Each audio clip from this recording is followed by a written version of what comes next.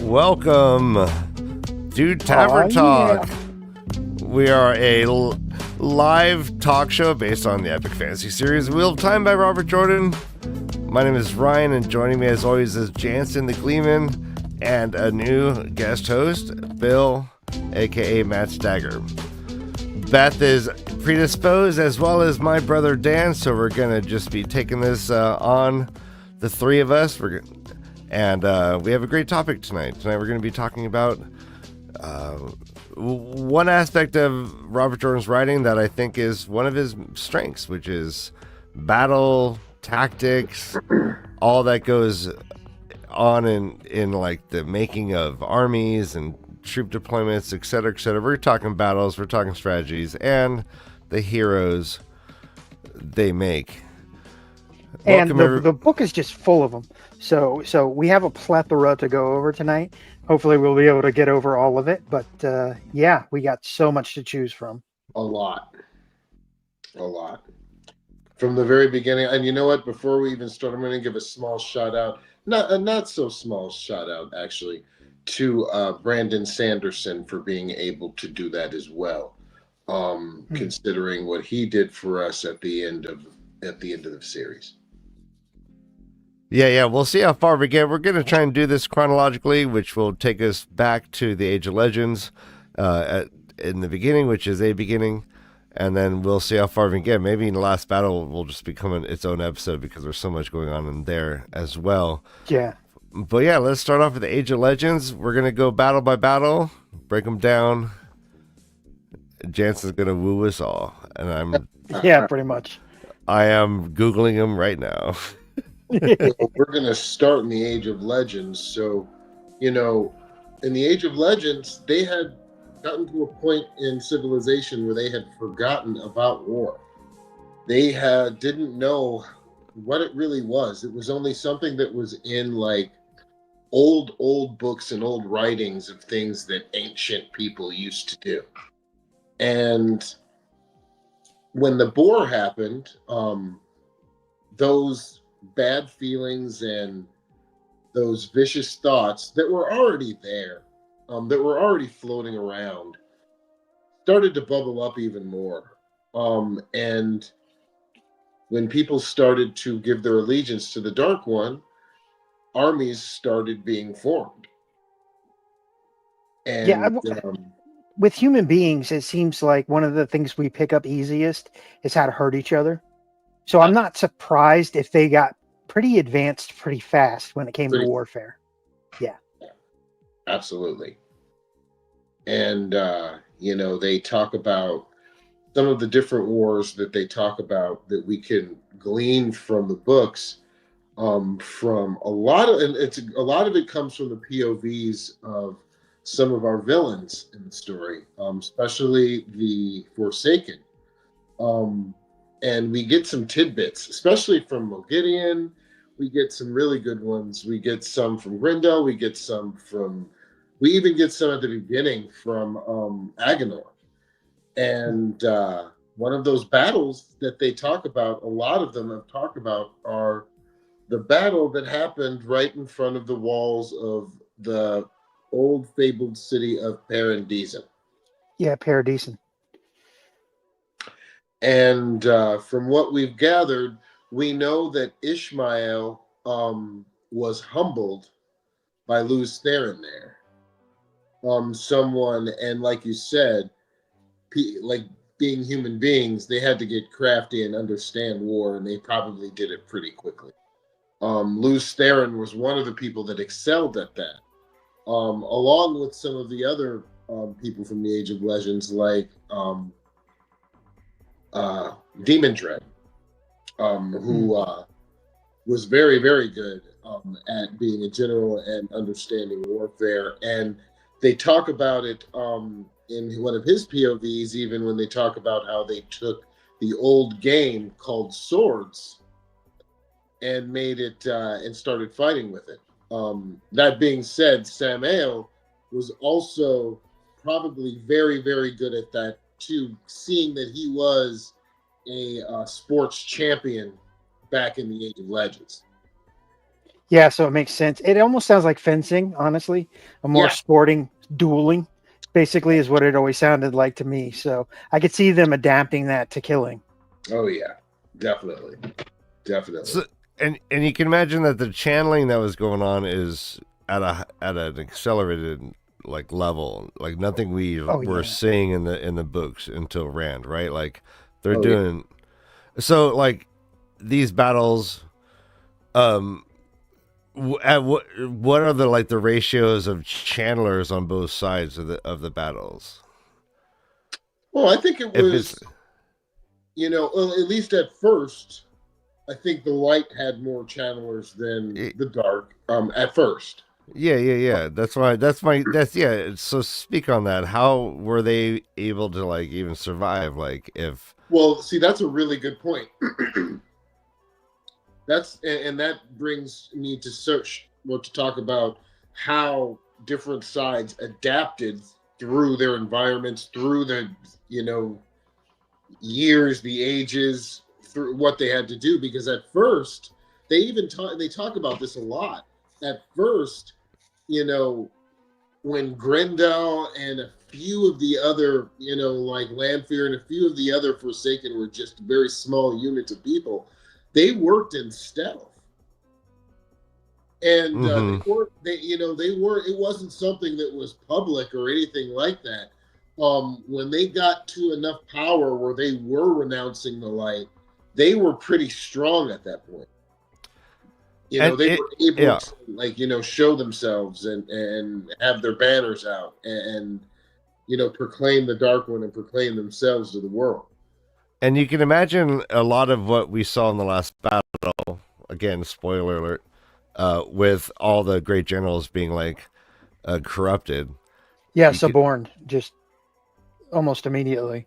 Yeah, you can imagine that was a huge part of what was going on in Age of Legends with those people. Yes, so that we are here in the Age of Legends and we're talking about these battles, we can talk about some of the units that they used, for warfare back then and how it changed through the entire ages of what people were doing. Because, from the Age of Legends circulating all the way around to the last battle, we had very, very different kinds of warfare units. Very, very different kinds.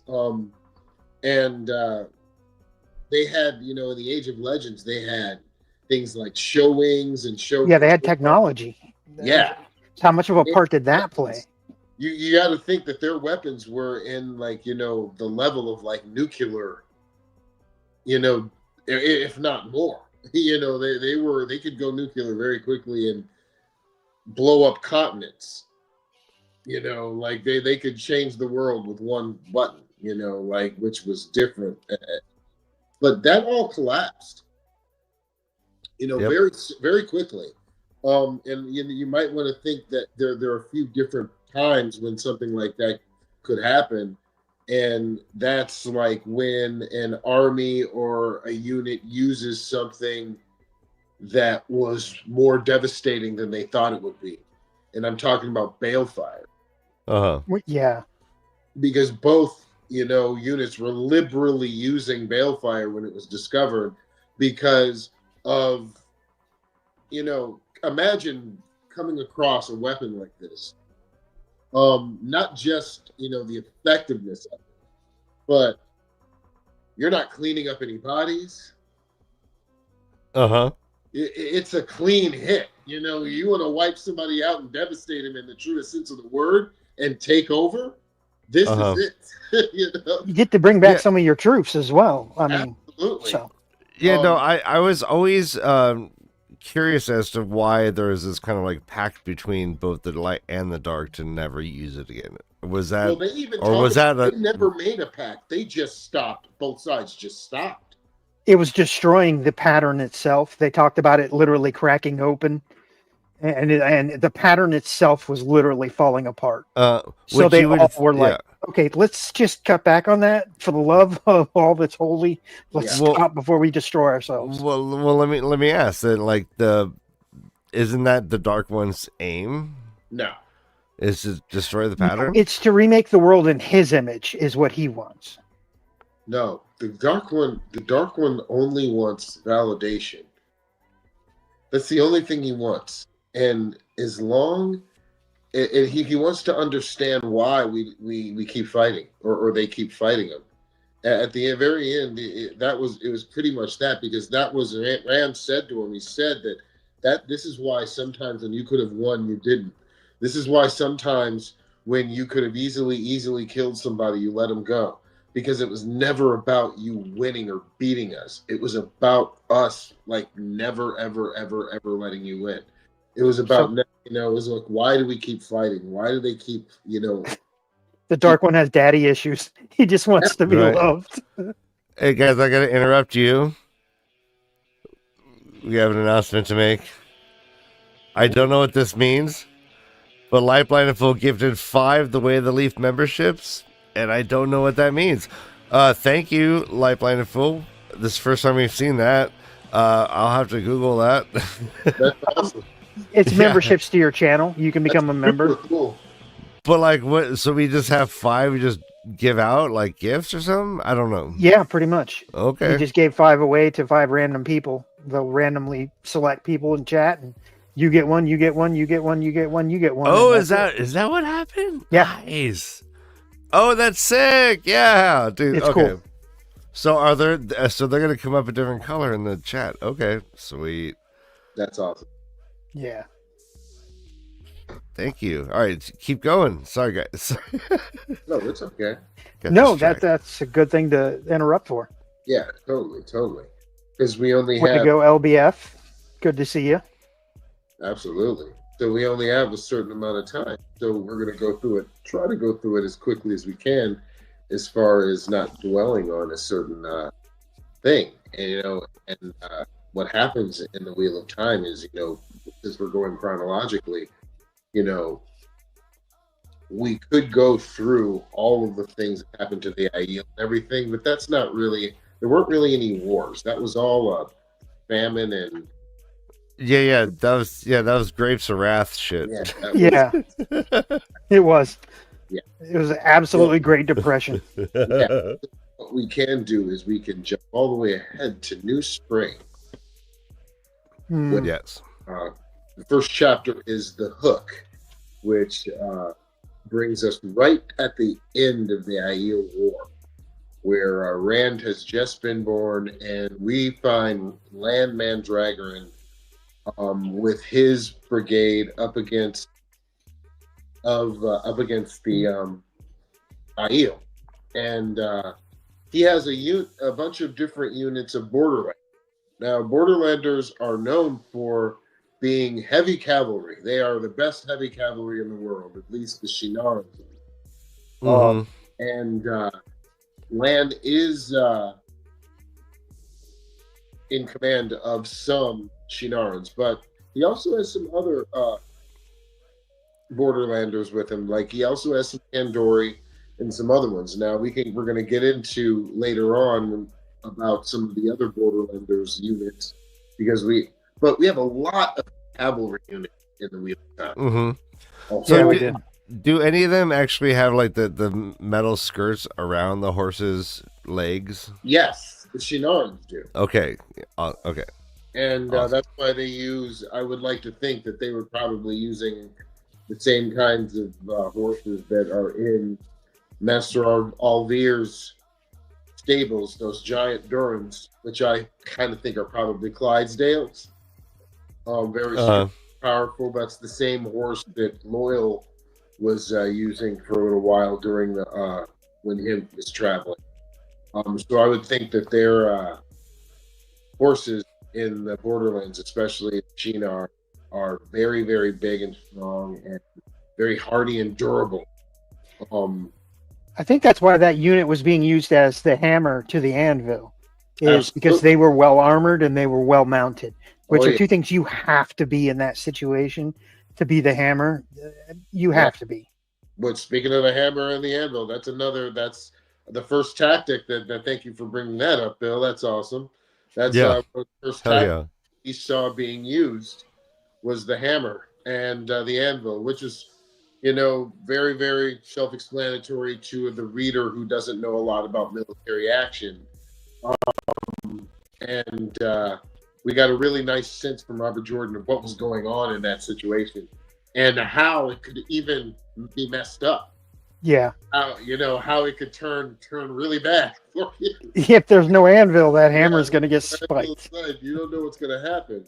And fortunately for everybody involved, this was the end of the Aiel War, and all those Aielmen, which were a lot more than Lan had thought were going to be coming his way, understood and realized who they were actually facing and saluted Lan. This was the first time we hear the word on the line, Yep. or the term on the line in the books. Did the Aiel have a name for him? What'd you say? What was the Aiel name for Lan? And alone. Okay, my bad. Yeah. Yeah, man, king alone or something like that. I think it translates. One man alone. Yeah, one man alone. Moraine didn't even know about that until they went to the Waste, right after the Stone of Tyr, and Amy's told her about the whole thing. The Aiel were very secretive, and we're going to get into them as far as work there as well, because they were another gigantic light cavalry unit, but a very, very, very deadly light cavalry unit. Without the cavalry. Yeah, without the cavalry. They were, they were even at the very end. Roy de la Tiralda used them as light cavalry. Yeah, I mean, they can move as fast as a horse. They may not have the size, but at the same time, their deadliness, as far as range ability on top, sort of makes up for it. So you can see where they could be slotted in as opposed to actual horses, and it would still work. Oh yeah, they were the best fighters in the world. They even Sean Shin heard about them all the way across the ocean, that these were the fabled greatest fighters that side of the ocean had to offer. Eganin was talking about that actually when she was walking through the camp and looking at them.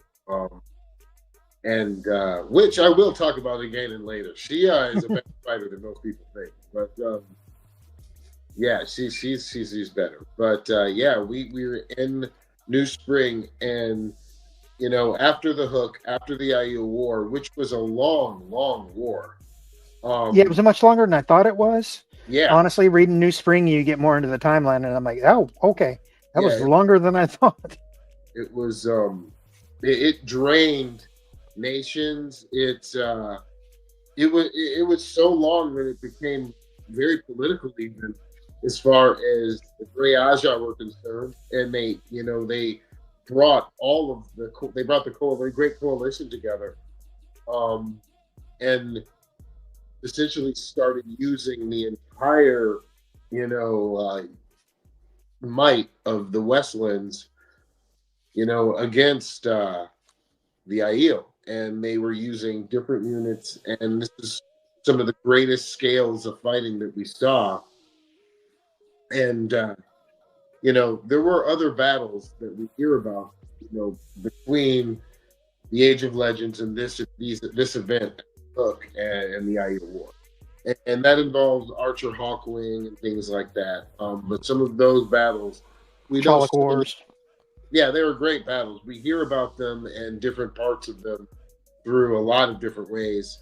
But as far as full battles, these are the ones that we see. Hey, check this out. I have numbers for the Battle of the Shining Walls.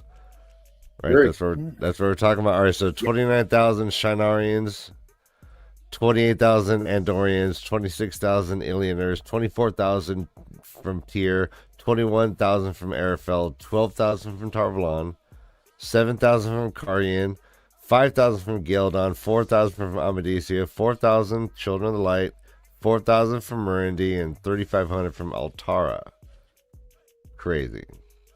Yeah. And so you know what that tells me? That tells me that a good 14 to 15,000 Carrion and Shoulders were already killed before the Great Coalition even started, because the Aiel were just coming to get Laman. They had 100,000 Aiel soldiers.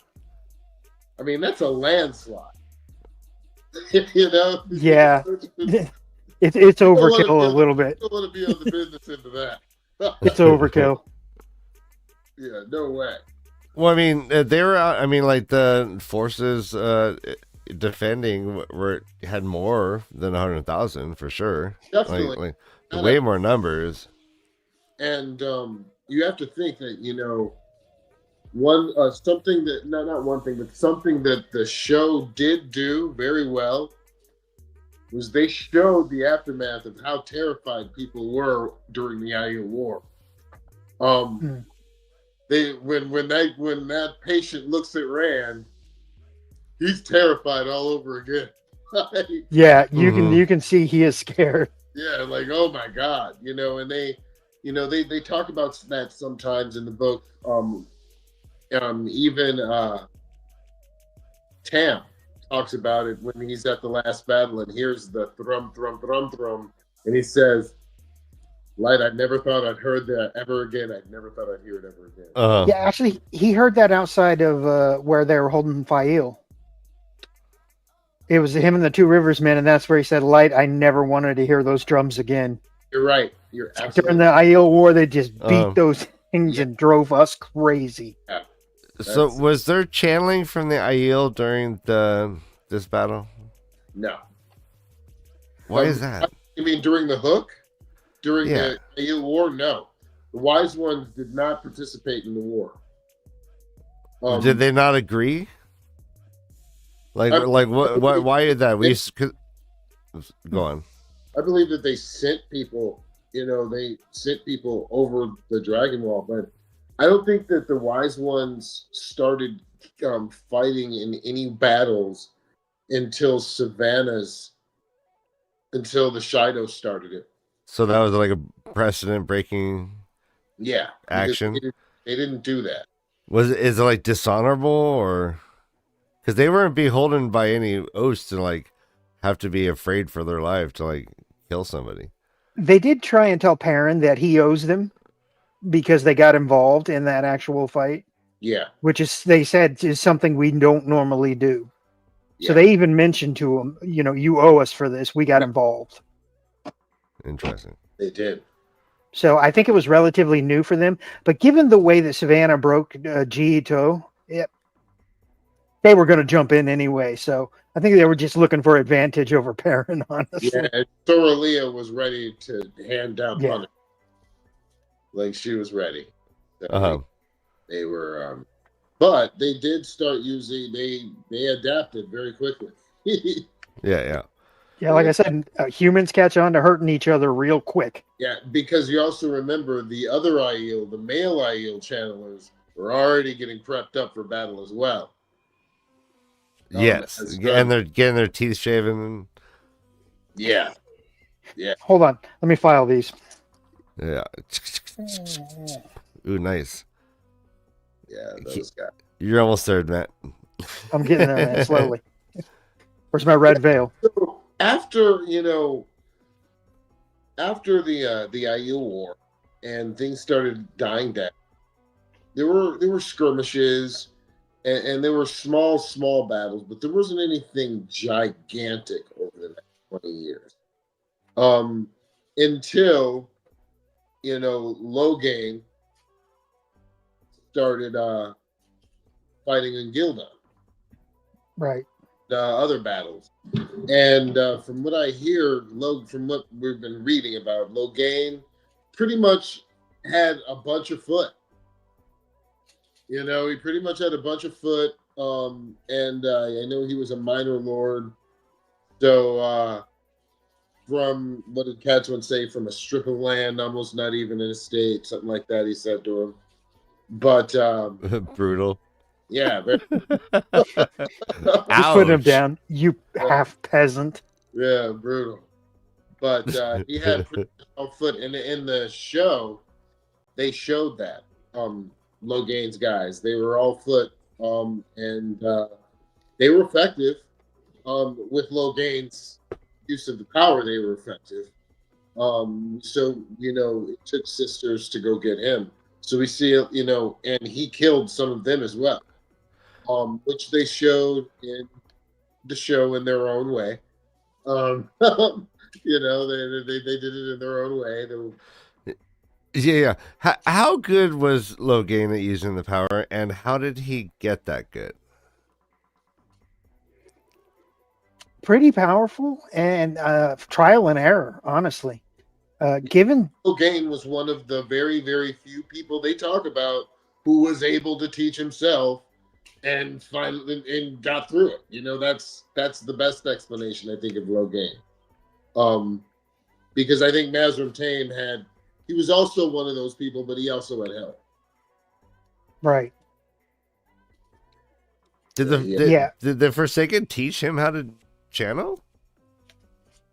Mazrim?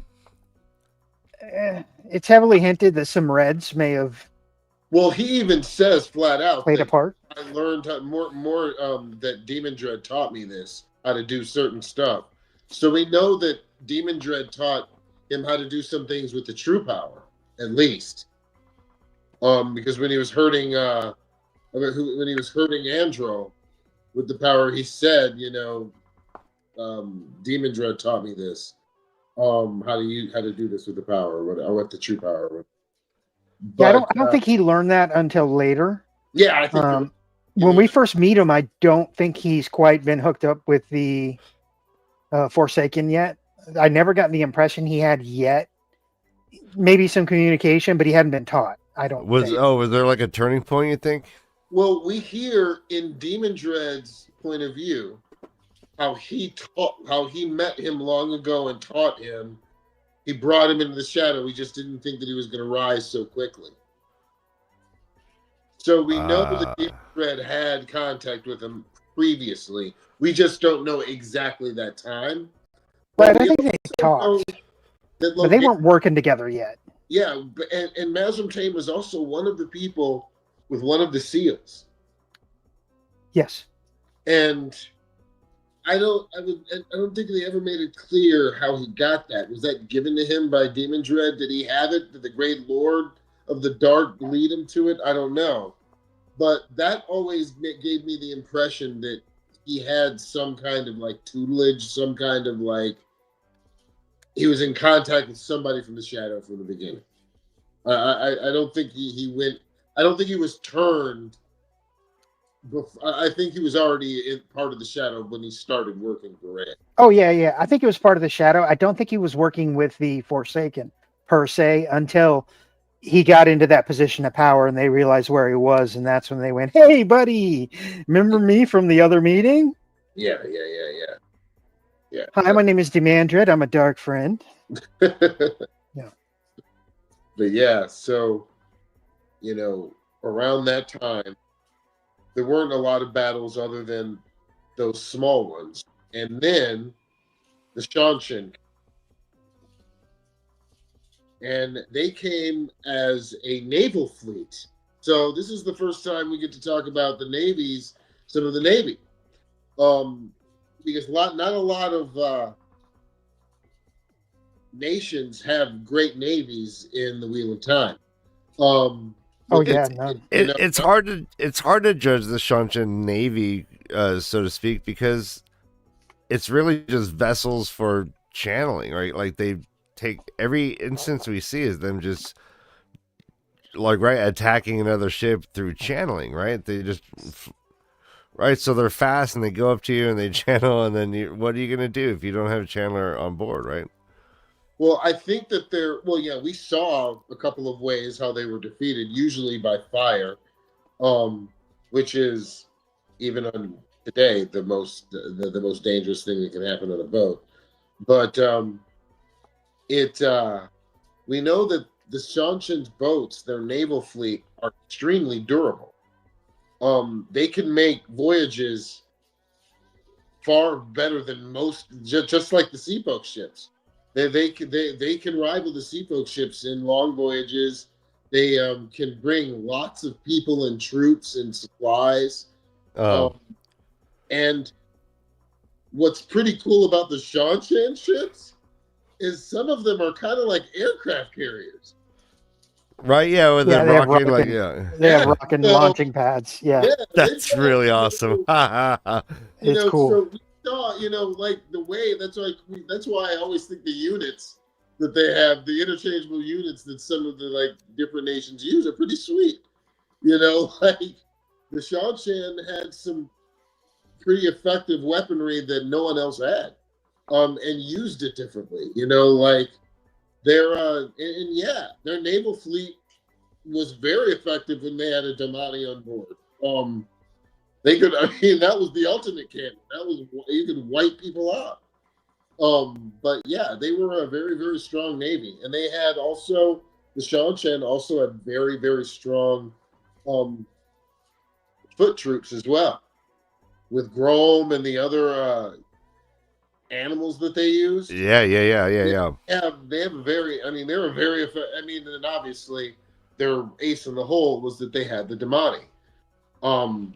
They could wipe everything, like, and they were very effective.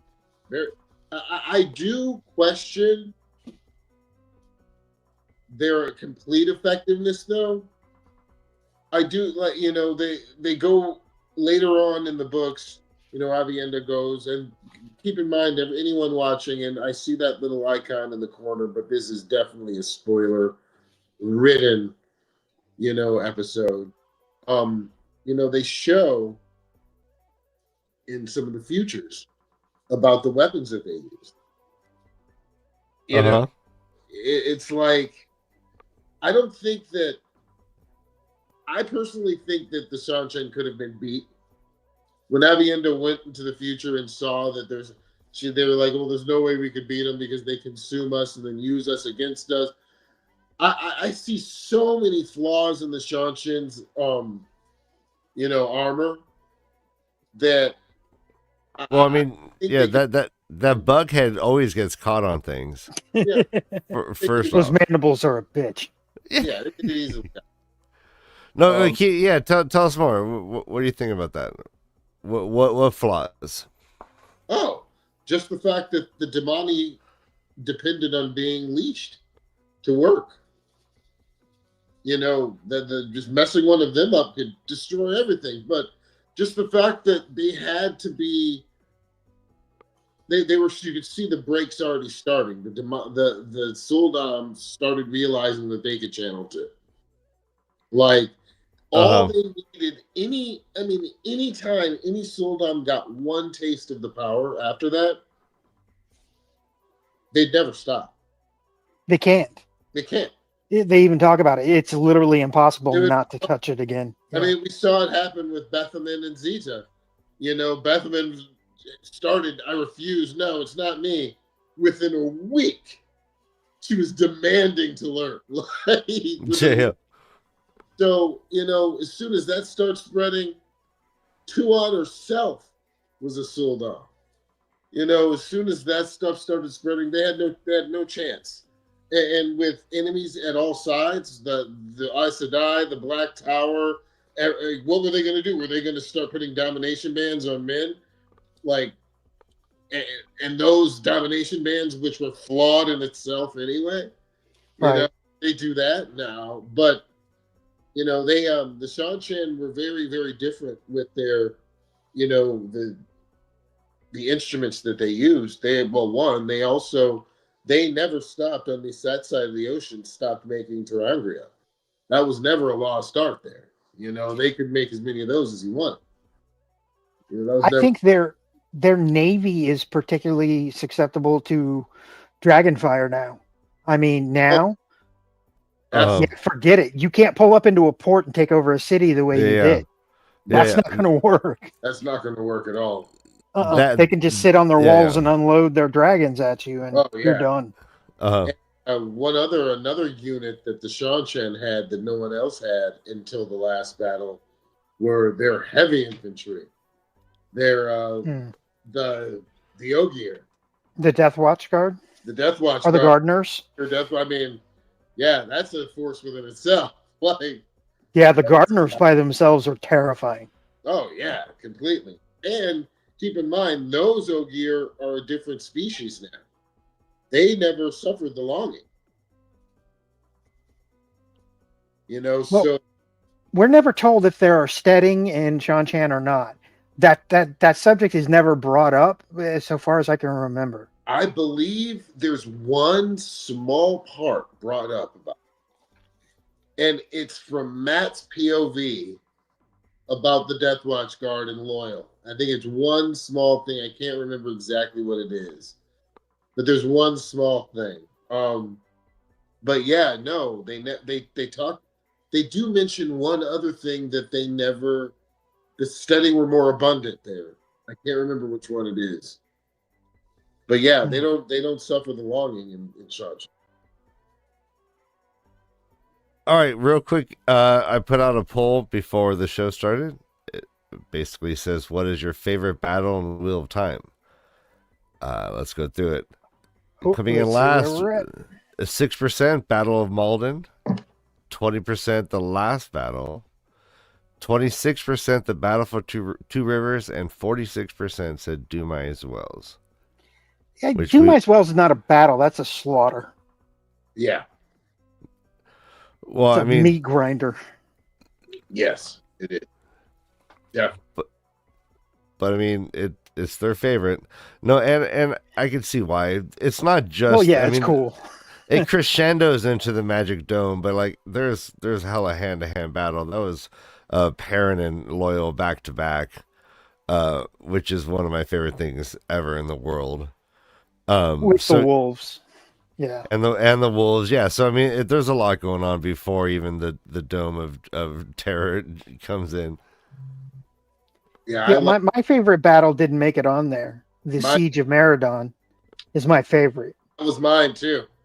That was awesome. Well, let's talk about that. Ooh, yes. That's Bill's favorite, Roydal Ituralde. Yeah, Ituralde is amazing, and they really go into his tactics before he gets to the city. When he was fighting the Shan-Chan, he was tearing them up, and it was just with strategy. And like in this retreat, wasn't he constantly retreating and like finding ways to subterfuge? Yeah, awesome. He was a master at bait and switch and pincer moves, and he got moves every time. He put them in traps. Yeah, he was amazing. I mean, everything he did made sense in a world like that. I mean, I could see where it would be difficult with longer range weapons we have here now, but in that world, everything he did was almost just pitch perfect as far as tactics. Yeah. And like calculated losses. Oh, yeah. Understanding I'm going to lose people and being okay with it, which has to be a really horribly difficult thing to do as a general. Yeah. Wasn't he the guy who threw a knife at Rand? No, that was Fail's father. Okay, jeez. Okay, yeah, Bashir. Yeah, it was Bashir. That was Bashir. Yeah, that was at the beginning. Was that the beginning of Fires of Heaven? I think so. They're in the courtyard, and he's like, "Why are you trying to learn the sword?" Oh, or was that the beginning of Lord of? No, was that the beginning of? Lord of Chaos? Book 6. Yeah. Waterholic says book 6. Yeah. Waterholic says so. Yeah. Yeah, Lord of Chaos. Yeah. Yeah, that makes sense. Yeah, that's right before we meet Mazrim for the first. And the Battle of Meridon was, tons of. He had a regiment of channelers. He had a lot of infantry. He had a lot of Saldaean cavalry that was given to him. And he had, what else did he have? He had a ton of like the Legion of the Dragon. He had a ton of like fodder, I guess you could call it, because they lost a lot of people in the Battle of Meridon. Yeah, they did, particularly to Drakar attacks. Yeah, and when they opened up the gates, finally they let them in. But that was what, yearly? Mm-hmm. Yeah, that was yearly who came out to help with Ituralde against the orders of what's the guy's name? Ram Torkerman. Douchebag Dark Friend. That's what I call him. Ram Torrington. Steve's wife was talked about at the Dark Friend Social. Oh, crazy. Yeah, they later, one of them kills themselves and the other one rips their eyes out because they can't stand the sight of Rand. Yeah. She's just mwah, perfect. But yeah, that entire battle, once they breach the city wall, the whole guerrilla warfare aspect that he goes into, I think was very heavily touched by Jordan. He had to write a lot of that because you got some tactics that were used in Vietnam, almost exclusively. They weren't used in Korea. They weren't used in World War II, so I'm like some of that leaked over. So some of that has to be RJ's writing. Yeah. Do you have any examples, Bill? Just some of the stick and move hide tactics within the huts and blending in with certain peoples where they would get overlooked was, just straight out of Vietnam. Cool. I mean, yeah, just some of the hit and move tactics and the hiding in particular were just straight out of the Viet Cong playbook that they used during the Vietnam War. That's why I think RJ had a lot of, sometimes it's hard to tell what Brandon wrote and what Jordan wrote, particularly as we get later on and the two sort of mesh together a little better. So yeah, but I'm almost guaranteed he had some writing in there, particularly on that stuff. It just makes sense given his experience. Yeah. No, good call. I got something fun. How about this? And I'm just my hand's falling asleep. I'll be right back. Yeah, no worries. But yeah. So let's imagine an arena, right? And we have on one side 100 of one side and 100 of the other. And we're just going to go through different scenarios. I want you guys to tell me who you think would win. Okay? Do I have channelers? Yeah, you'll see. Okay. So let's just start out with 100 of the Matt and his best 100 red band soldiers faced off against Lan leading 100 of his most seasoned best Borderlands soldiers. Who wins? Matt. I hate to say it, but Lan. For me. Well, yeah. Explain. Go into it. Oh, okay. Here's the thing. Lan has a lot more experience, actual experience, not remembered experience of leading men in battles and tactics. He knows Matt pretty well. He also knows Matt has his luck thing going on. So I think he would devise ways to turn that against Matt. He's smart enough, he's wise enough, and he's battle hardened enough to do it. So I think he would be able to do that. I think it would be long, drawn out, and bloody. Both sides would lose a lot, but I think in the end, the Lan would be standing. In my opinion. Jansen? I think that even Lan knows that Matt is a better general. He pointed out all of the things that no one else could with Matt. Now, that being said, Matt has not only does Matt, recite the book of Matt Comadron. Matt actually was Matt Comadron. Yeah, he has memories. So. He has his memories. So he has memories of the guy that wrote literally The Art of War. And has the memories of going through all of those situations. I think that Matt could not only beat him, I think Matt could beat him pretty quickly without losing many minutes. Oh, Jesus. Okay. I mean, remember, though, one of his great skills are rebuffed because we're in an arena, an enclosed arena. Strategy is almost out the window. It's just hand-to-hand combat at this point. Right? There's no maneuverings and hidings and And if that's the case about, with strategy like that, then it would be at the very end, it would be 4 people left. It would be 4 people left. It would be Lan, Matt, Bukama, and like Gorderon, who was Matt's best swordsman. It would be one of those. It would be them. All right. So who wins between Matt and Lan? In a straight up just fight? Yeah. Lan, dude. Yeah. Then Lan wins. I mean, if it comes down to 4 people left and Lan's one of them. I got to believe Matt's strategy would be take out Lan first. Everybody focus on him. Well, yeah, it'd be all archers shoot Lan. That's the end of it. That's what your job. Stay back and shoot. Because and I understand why you have to have the arena, because if you have no arena and it's just generaling and just going to out general who, Matt's going to do whatever. Yeah. This is arena battle. Yeah. Matt's going to do it every time. So and the thing is, you might want to even bring back, because there were, besides the great generals, the great captains, and Matt, there were a couple of other really good strategists in the Wheel of Time. What was the one guy? Lord Baldari, who they even mentioned was extremely crafty and knew tactics very well.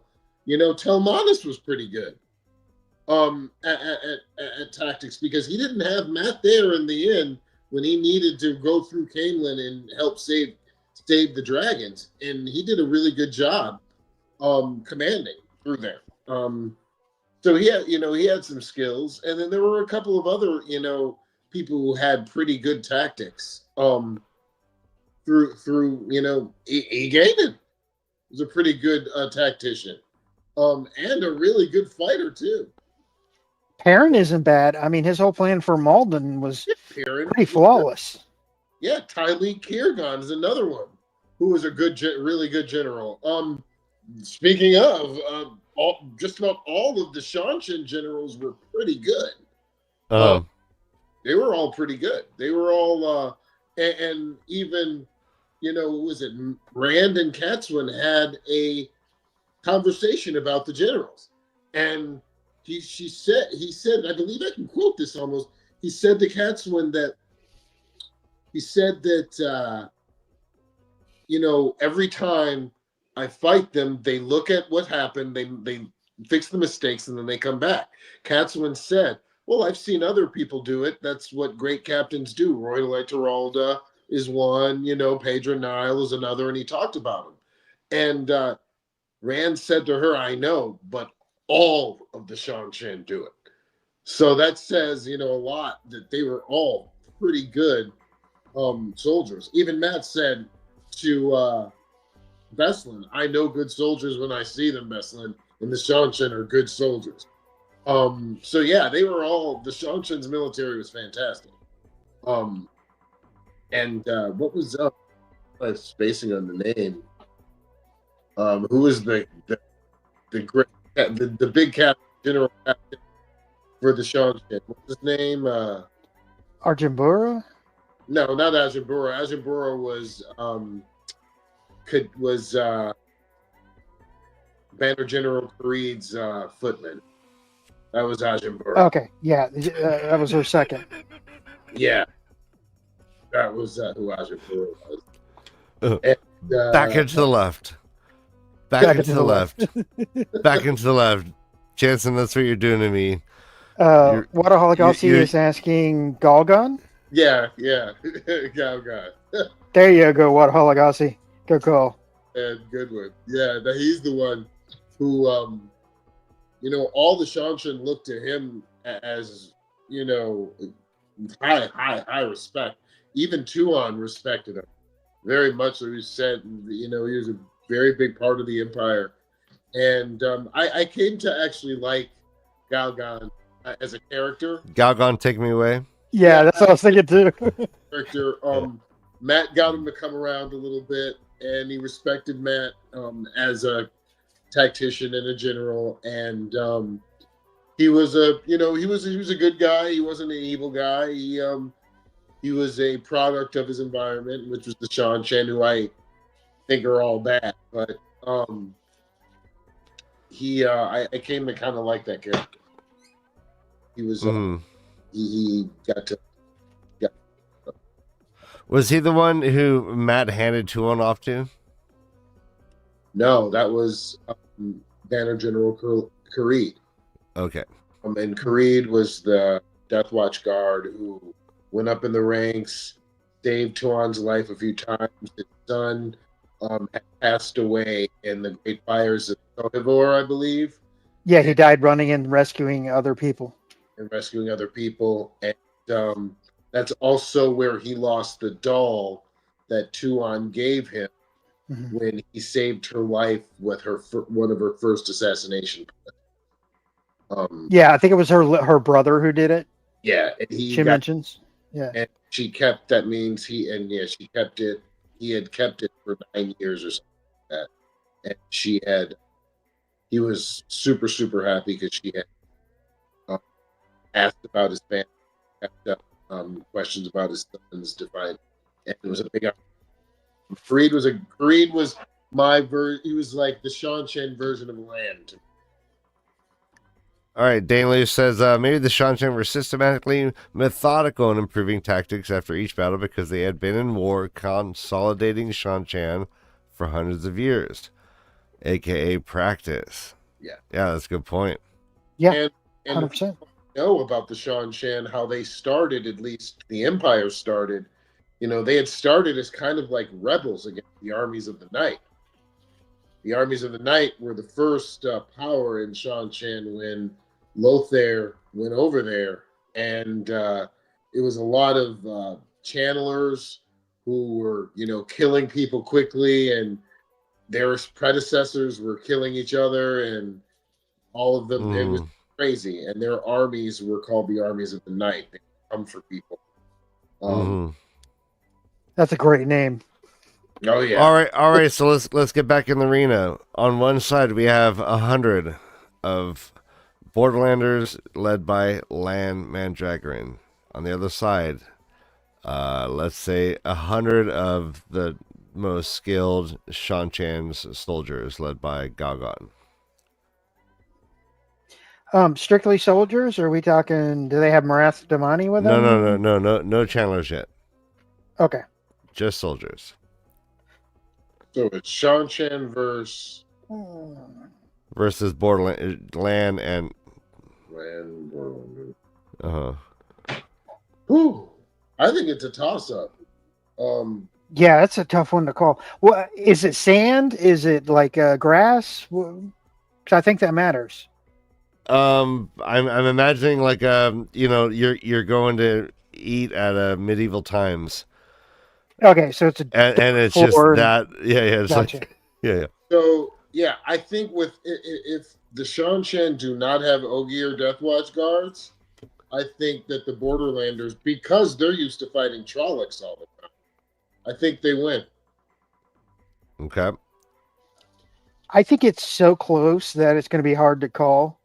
It really is a toss-up. I think Lan will survive, but he may lose everyone with him. Okay, how about this? Round 3.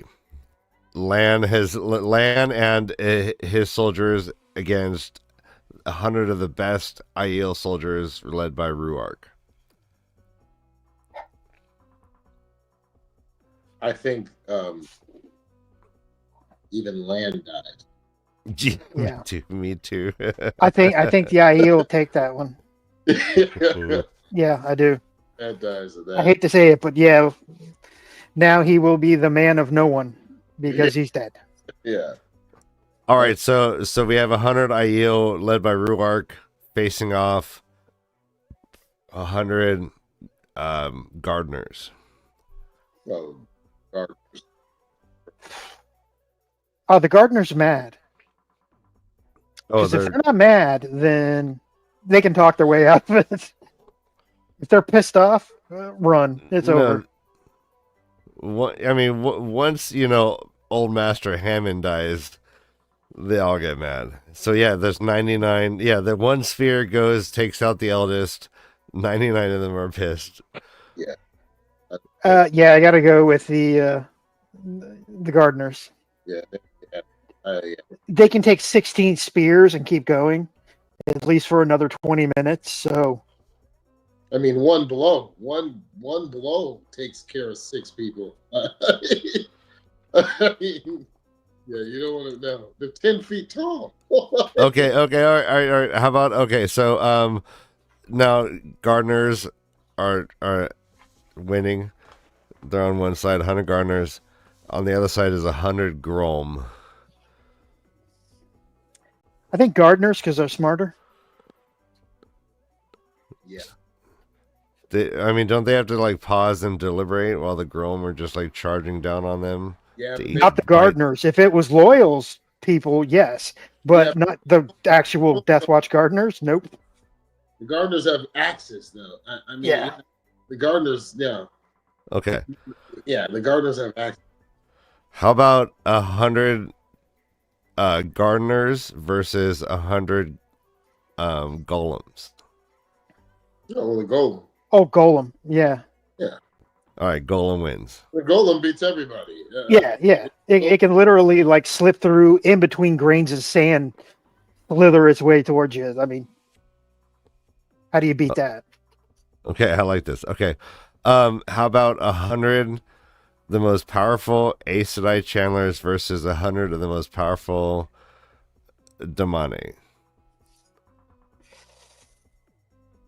Ultimately, I think that the Aes Sedai win because the Damani only know destructive weed, and proven that means nothing how powerful you are. One crazy weird weed could destroy them all, just like Rand did in the Stone of Tyr. All right, Light Blind Phil saying Damani know how to shield too. They do know how to shield. Yeah, but I think the Aes Sedai win because they link, and the Shan-Chan can't. Once they link, their power is just way overwhelming. They will absolutely take the Shan-Chan. And we've never seen a Damani use a ter'angreal or an Angreal either.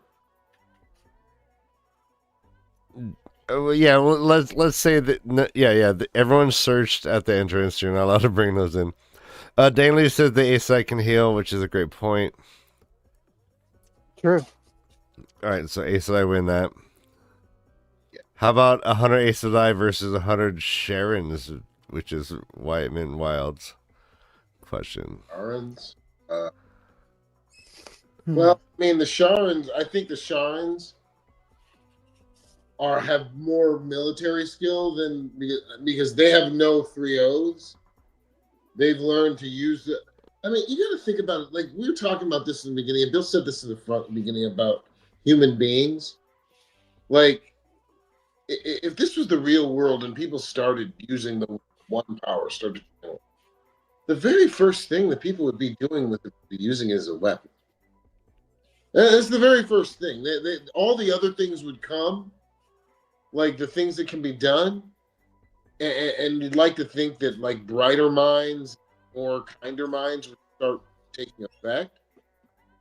But let's face it, it's just like my daughter asked me, what would happen if Superman really came here? If Superman was real.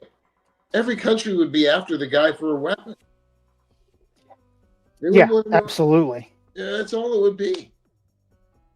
So like channeling, like it's especially for people during this time,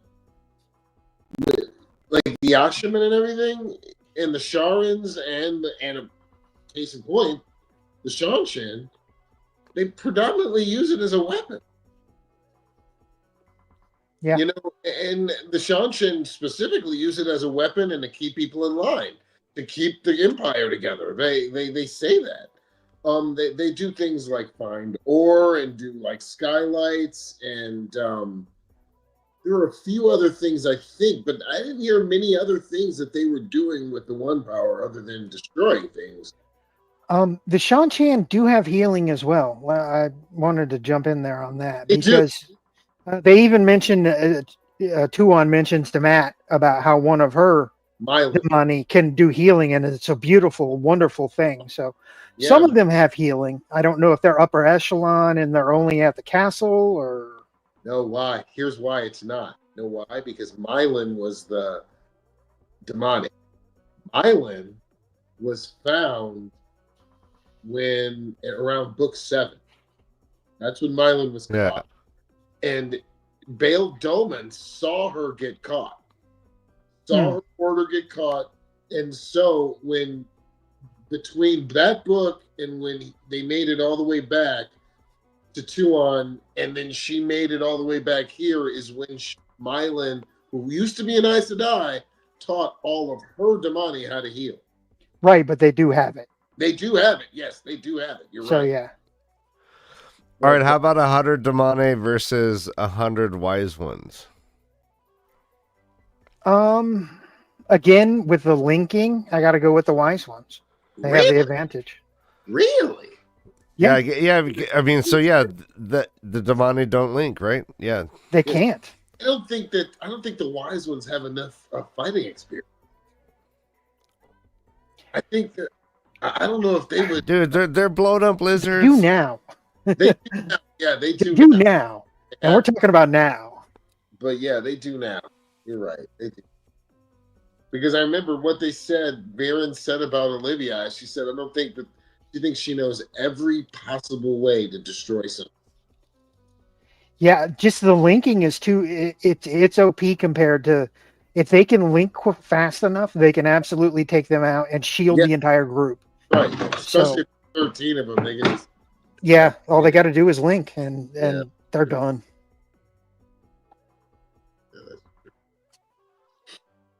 Okay. I had one more. Oh yeah, the last one would be 100 Aes Sedai versus 100 Ashaman. Ashaman, they're not bound by the 3 oaths, so they're a lot more liberal in their violence, and that's basically what they've been fed from the beginning is destruction, violence. Also, because of the reason that Asmodean gave, men are usually generally stronger than men. There are some women, stronger than women. There are some women that might be stronger than a few men. But generally, it works out the same way with the power. And we saw that when we saw, even though Lanfear was one of the strongest women ever to ever exist, Samael still could have killed her. And so could have Robin as well. The damn sure couldn't outthink her though. All right, but we gotta consider now. We gotta consider we're talking about the most powerful of both sides. So so on the Aes Sedai side, we're talking Egwene, we're talking Nynaeve, we're talking Moiraine, Cat Swain, Elaine. Now we're talking the most powerful things we've seen them do. Which Rand is not a part of the Ashaman, right? So in terms of the most powerful, I think like the Aes Sedai got the dream team. Totally, but think about this. Logain was only a little bit weaker than Rand. Okay, at the beginning of the battle, if they fall to their knees and say, I am not a dark friend, how are the Aes Sedai even going to attack? Well, as soon as they get attacked, then they can fight back. No, okay. Well, yeah, I shot. I they think can make it devastating. You're obviously afraid if you're in a death rink with 100 Ashaman and everyone knows it's like you're not like, whoa, wait, I just popped up here. No, you've been training. You're ready. You walk in on the other side or the Ashaman battle to the death. They're chilling right off the bat. Wait, Logain was only a little bit weaker than Rand, and Elaine and Egwene both said when they tried to come up against Rand, he made it feel like he was a mastiff holding a kitten. Like Yeah. it was that strong. So you got to think that Logain, pretty much two women try. Like even if Egwene and Elaine's caliber coming up against Logain, he could probably handle them pretty quickly. You know, like he went up against Demon Dread with Demon Dread had the Karnak. Like, Wait. Did the Ashman know about linking? The Ashman can't link without a woman. Yeah, so yeah, the women would link up.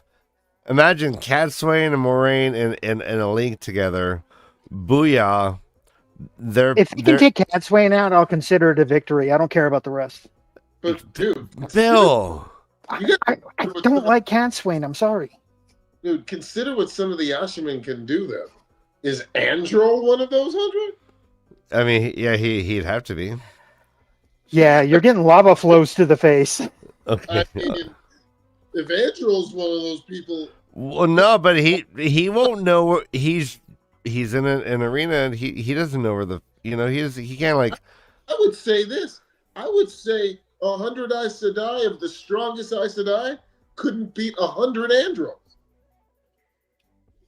No, their ability to open even small gateways as they shoot off whatever they're gonna throw at him, he can literally gateway it behind him. So, but not even that, you snap off your neck with a thought. No, but like let's go on. True. Like so like first shot, Andril shoots out like 100 little mini gateways, saws every Aes Sedai in half. Nynaeve would be able to like get on her knees. Go no! Go Super Saiyan. Light will shoot out from her, and she'll heal everyone. I don't know if you guys saw Miles Morales or the cartoon or whatever. What was it called? Spider-Verse. Mm-hmm. Androl is essentially the Spot. I don't know the reference. Basically, He's when it comes to gateways, yeah. But okay, I know that Bella wins everything. Yeah, Chat's right. Bella wins everything.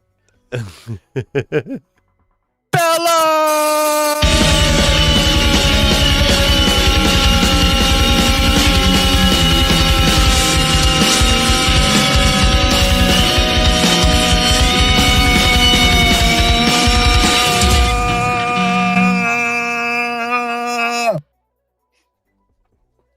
Yes.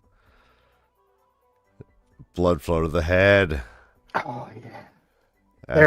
This is how we do it. This is how we do it. This is how we do it. Sorry. So yeah, a minute. Talking about more going back to work. That's what we're about to do. Go back to work. Where are we? We have already been in Gildon. What about the Battle of Two Rivers? I mean, we get several aspects of that.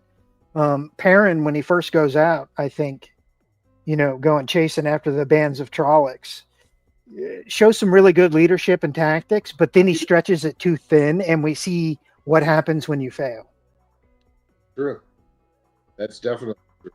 And he has some pretty good tutors to help him through this fight. One being Tam al'Thor. The other being Yvonne, one of the warders for Viren, who is actually a Darkfriend. But I gotta believe also was thinking self-preservation as well when he was helping Perrin. Well, yeah. I mean, being a Darkfriend doesn't help you much when a cook pot. Yeah, he was there too. Perrin made use of a lot of guerrilla warfare, considering the woodsmen's and the farmers and the people. But his best asset were what the Two Rivers were known for: their archers. Yep, the longbow. Yeah, so yeah, he cut down what I'm looking at the wiki right here. He cleared approximately 500 paces of tree line for the longbowmen to be able to when the Trollocs charge, and then they put up these crazy spikes, right? Rangefinders, yeah, basically. Rangefinders? What's that mean? they put sticks out there with different colors painted on them, so that the archers would know the distance Yeah. that they were firing. Be like, okay, they're 1,000 yards out. They're at the yellow marker. They're 500 yards out. They're at the blue marker. Oh, gnarly. No, Yeah. this I was talking about like how they like made a defensive line of like long wooden spikes that they shoved in the ground at an angle so the Trollocs should just kind of run into them and spear themselves. He did both. They do mention the Yeah. rangefinders. Rangefinders he did is both. awesome. Yeah. Which was really smart. Like I said, he did learn some valuable lessons, but I think the biggest lesson he learned was from his failures. And the fact that he was able to move on from those is the signs that, not only could be a good leader, but possibly a good general someday. Does he really move on from anything, Bill? Eventually, yes. No, I don't. I think No, data listen. shows this bitch carries everything to his grave. I'm just waiting for the parent sucks to come up in chat because Dovey's here. Go ahead, Dovey. Well, Perrin also had use of the best archer in the entire, who was Tam. Tam Althor, yeah. But he also had, there's an honorable mention. Jory Conger was actually one of the best as well. And so I believe the three best archers, with the exception of Brigitta, obviously, who was the best archer. But I think the other four were Tam Althor, Jory Conger, and John Den Banner, I believe. Because I think when Perrin when he went to go meet Tylee Kirgon to make the deal with the Seanchan, he used in his POV, he said he had to use the two best he had, and that was Jory Conger and Jordan. Mm-hmm. Awesome. Let's all say hi to Adam Ewald. With a leaf in my Adam, heart, welcome. he says first thing he's ever caught. Huge fan, he says. Well, we're huge fans of you, Hell yeah. Adam. Welcome. The progenitor of all men, Adam. Thank you for birthing humanity, Adam. We appreciate the sacrifice of your rib in creating the fairer one. The fair, yeah. Jansen's like, okay. Hey, I'm just running with the whole Adam thing. All right, so the battlefield of Edmonds Field is just like we got another 5. Okay, I still don't know what this means. LBF, amazing. Good. That's all you need to know. It's good. It's a good. It's good. Fuck yeah, dude, awesome. Okay, oh. Just, can we just all right, so Edmonds Field, it's like a lot of like Perrin rallying, like just townsfolk. They had to like train them up real fast, right?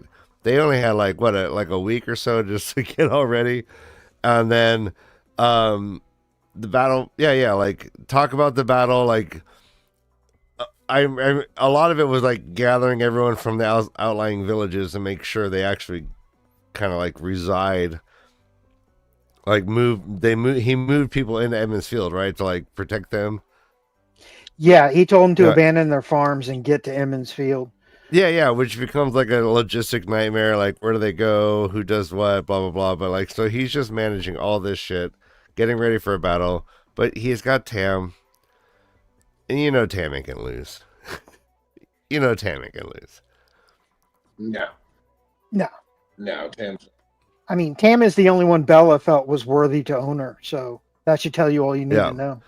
Are there any key moments from this battle that we could talk about, or should we move on to the next? Like, what like turned the tides? Any big move that was like strategic and interesting, or is it just like Manetheren pride? Strategic. I mean, the fortification was brilliant. I mean, that slowed them down long enough for help to get there. So I think that was a brilliant tactical move. And, you can boil down to a lot of Perrin's maneuvering throughout the books as one gigantic,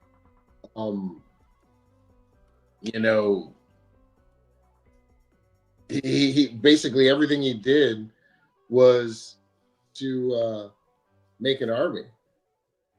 Every single thing he did, it was one giant recruiting campaign. Yeah, even if he didn't want it until the very end. It really was. It was one gigantic recruiting campaign to make the Wolf Guard. Every single thing he did, even in the Two Rivers, was once Rand cracked that mountain in half, and they started flowing in. He even mentioned it when everyone came to. When he looked at everyone when he was about to go into the Battle of Malden, all those people that he had come in from different parts of the world into the Two Rivers had already indoctrinated themselves into the Two Rivers and considered themselves his men. So it was literally one gigantic recruiting campaign. Yeah, I could see that. I leaned more towards that if he would have consciously wanted it. Yeah. Would have been nice. If that happened, Eel kind of did. Well, there's no kind of. Yeah. She was kind of the glue that kept everybody together when he was waffling. And he does waffle quite a bit. He does change. He does grow. It just takes time, people. So give him some time. Yeah, he's an artist at heart. He just wants to be a singer in a band. Well, as a blacksmith, he is a bit of an artist, sir. A bit. I appreciate the metallic arts. He makes blacksmith puzzles. Well, I do wish he would have got to make ornamental ironwork. Uh-huh. That would have been a good scene. Yeah. I would have liked that. And in fact, that on a side thing, I think he might in the show. Oh yeah, I'd totally be okay with that. Yeah, and I also think that they're going. Oh, dude, I guarantee you, Egwene smashes Galad in the show. Oh, absolutely. Oh yeah, absolutely. Like how many episodes does it take before they're smashing? 2. It only took Rand 1 to get Celine, hook up with Celine. Uh-huh.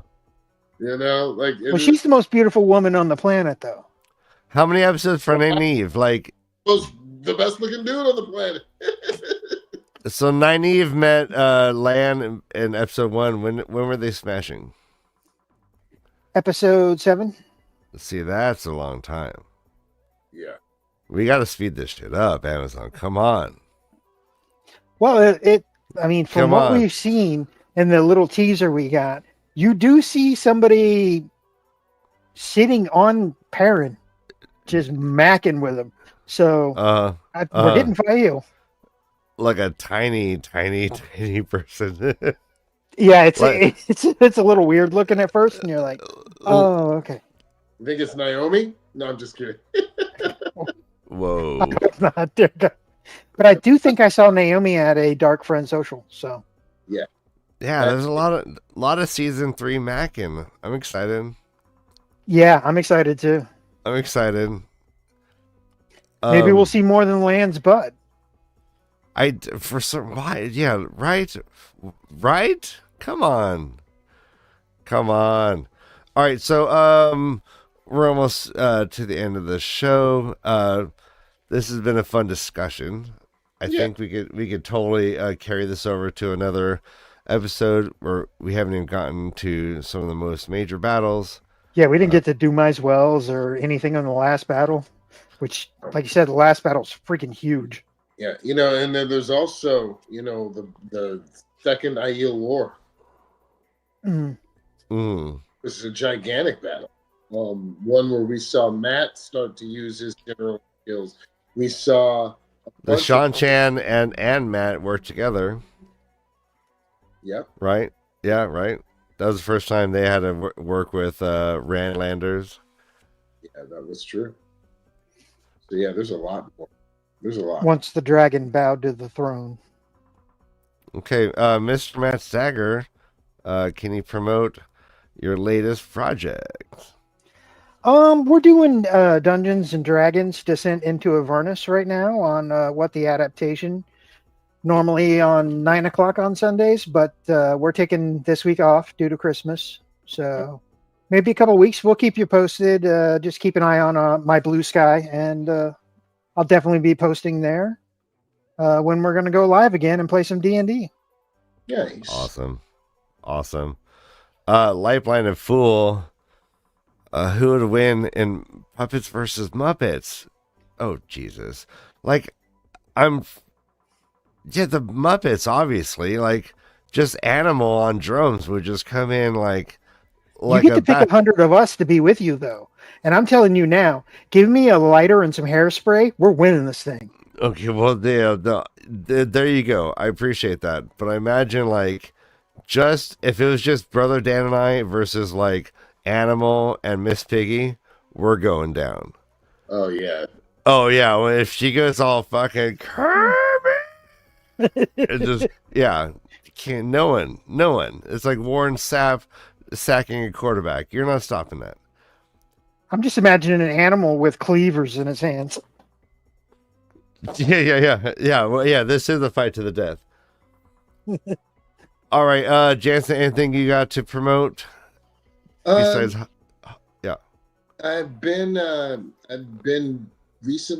second team on NCIS Origins recently, which is fun being crew. Been doing that. Awesome. 6 hours and 30 minutes, I turned 50. I just turned 50. So, congratulations, Jansen. Happy early birthday. First off, I literally don't believe you. Yes, you don't look a day over 33. And any big plans? Seriously. Yeah. My lovely, beautiful, gorgeous wife decided that she wanted to gift me a trip to the Bahamas. So we're going to the Bahamas first week, January 5th. We're going there for days, the whole family. Yes! Excellent. Enjoy. Have fun, man. Maybe doing a Way of the Leaf on location. That'd be sick. Mai Tai in hand. Sitting out by the pool. That's going to be awesome. We're going to be at the Atlantic, so it should be fun. I'm guessing this is the last show of the year for the Way of the Leaf channel. We haven't. Yeah, next Sunday is probably a no-go. I'm not sure. We haven't talked about it, but really can't express how much we love and appreciate everyone who's supported this channel for all the years we've been doing this. Here's to many more. Please be safe. Please have fun. If you've take time for yourself, take time for your family, and enjoy all the gifts that have been given you just by being alive. Humans on all the spectrum, this is the Way of the Leaf. Run for your lives.